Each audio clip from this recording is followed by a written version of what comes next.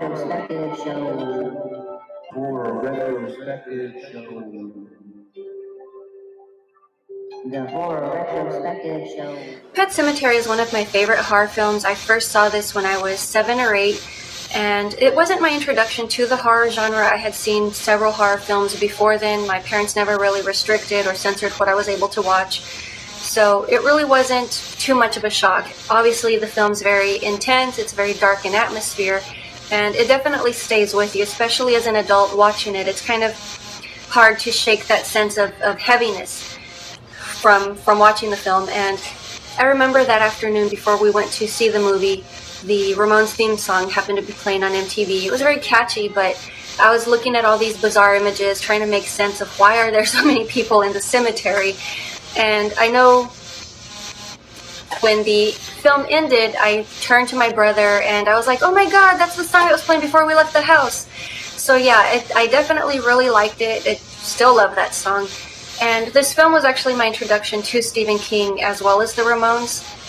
I read the book when I was 12 years old, and it definitely does fill in a lot more gaps. You definitely learn about the bond between Lewis and Judd, but you also realize just how powerful the Micmac burial grounds are.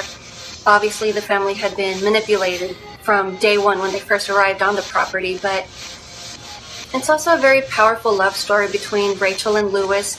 They obviously cared about each other very much, but what I take from the story, or lesson-wise, is that you have to appreciate life, don't take things for granted, but don't regret things also. You can't go back, rewrite things, you can't change things, you can just only move on. And obviously the imagery is very intense, it's very dark. The scene in which Judd is murdered, the Achilles tendon, that always makes me flinch.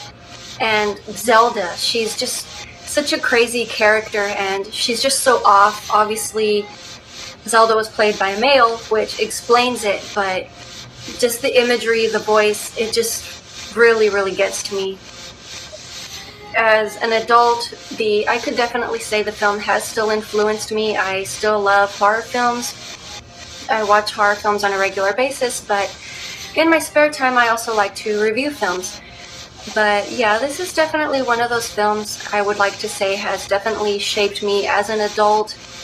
Not necessarily been the only influence in my life, but it has been one of the major constant influences. I totally love this film, and I always will.